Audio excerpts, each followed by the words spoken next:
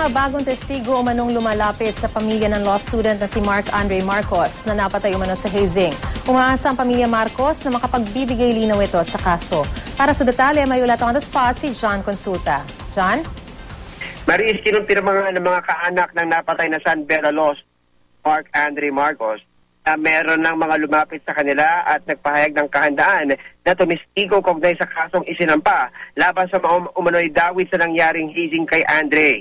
Ayon kay Engineer Mac Marcos, ama ni Mark Andre, naniniwala silang mas patitibay ng mga lumalapit sa kanila ang kasong inihain laban sa 39 na estudyante at alumni ng College of Law ng San Beda na pawang mga miyembro ng Lex Leonum Fraternity.